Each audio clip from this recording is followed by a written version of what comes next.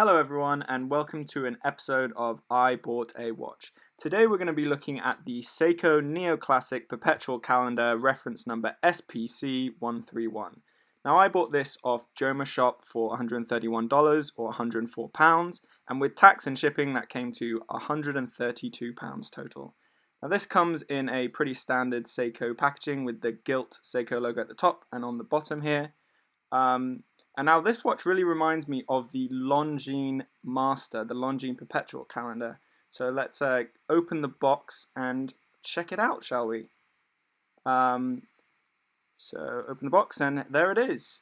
Now, as you can see, this is a Chronograph Perpetual Calendar. As you can see, that results in quite a busy dial. However, I think Seiko really pulls it off. As the name suggests, I think it brings a neoclassic charm to the piece, drawing inspiration from classics such as the Longines Master. Now let's move on to some specifications. Inside is the Seiko Caliber 7T86 Mecha Quartz movement. The watch comes with a mineral crystal face and a case diameter of 45mm, not including the crown or pushers. The case is made out of stainless steel with a high polish finish on that fixed bezel and brush finish on the case. The lug width here is 22mm with a lug-to-lug of 51mm and a thickness of 12mm. This includes that flat mineral crystal. The watch features a push-pull crown and has 100 meters of water resistance. Now this watch, take it off, is actually packed with features. It obviously features the time, day, date, month, leap year. It features an alarm, 24-hour subdial at the 6 o'clock, a seconds indicator at the 9, the perpetual calendar function, a chronograph function, and a tachymeter running around the edge. So let me just show you how to operate that. This is one of the main draws to this watch for me. So if you press this top pusher, currently indicating today is the 12th, press it and it goes to the month, indicating it is June, and if we press it again, it moves up to leap year, and of course 2020 is a leap year. Now, if I leave it, it will move itself back to the date on its own. There you go. Now, if I press the second pusher, the bottom pusher, it will move. If you look here, it will switch to the chronograph function at the 12 o'clock. And the 24-hour clock will reset to 0. And by pressing the top pusher, we'll start the chronograph.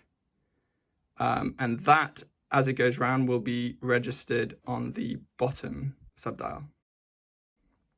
Now, this chronograph function not only has the tachymeter, but if you press the bottom pusher, you can do lap times, so it will stop it, and it will keep the chronograph running, so you can record off there, and if you press it again, it will jump to continue.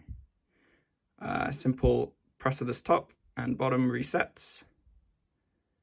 And that all, and if you press the bottom again, it will reset back to perpetual calendar mode, and the subdial at 6 will show the time in 24 hours.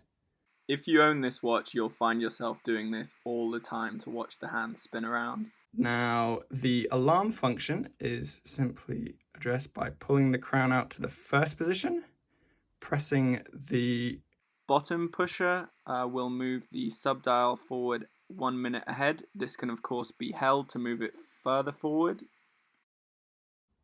And that, there you go, if you can hear that. That's the sound. It's quite a high pitch, annoying screech, but pushing of the top pusher will reset that. Overall, I do love the way this watch looks. It didn't actually come, this is not the supplied strap, it actually came on this black faux crocodile leather strap.